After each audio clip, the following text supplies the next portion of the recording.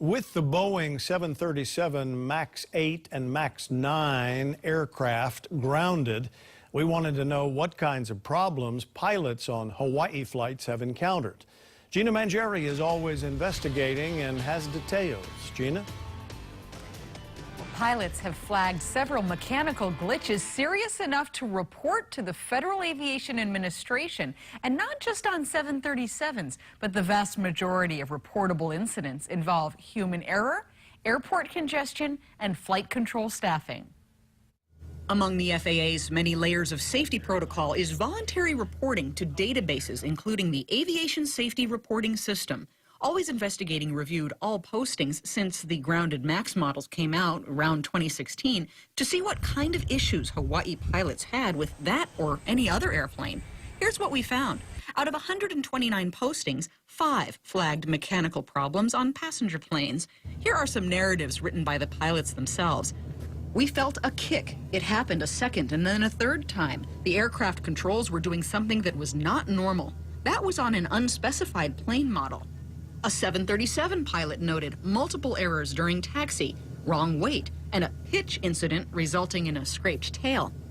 Autopilot kicked off on an Airbus, and its instruments were hard to read. An FAA spokesperson told me the FAA reviews the reports and cross-references them with other data sources to identify possible risk areas for further investigation. Possible risk areas include things reported far more often than mechanical glitches, human error in the air or at flight control, risks from congestion at peak periods, and understaffing and fatigue at the towers. A flight controller wrote up a near mid-air collision on incoming planes, calling it a catastrophic event that was about to happen. This was a pilot deviation. And a pilot blamed ground control when 2 planes came too close for comfort at touchdown, saying, "We would have been in direct conflict with the aircraft landing. ATC failed to sequence the traffic." The FAA points out those are examples of their training, systems, and backups working, saying, "Our system is laced with so many layers of redundancy that one problem alone does not result in an accident." But some aviation professionals say it could be a matter of time, feeling stretched to the limit in the Hawaii sectors, first by congestion.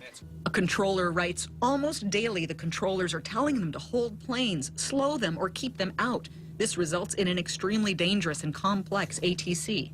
Also, understaffing in the face of a huge workload is straining workers at the control towers, who often have to watch more than one sector at a time. The narratives from separate close-call incidents are unnerving. A catastrophic event almost occurred where 3 planes almost had a midair. We are short-staffed yet again. I was trembling after the incident.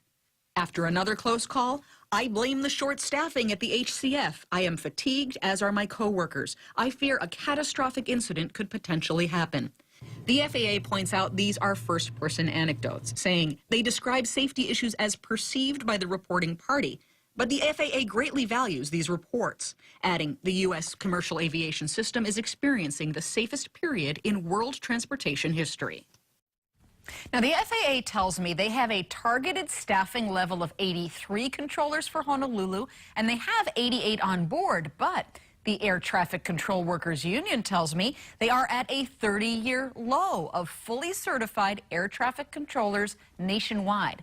And they add they have warned for several years capacity would need to be reduced when there's not enough staffing to ensure the safety of all flights.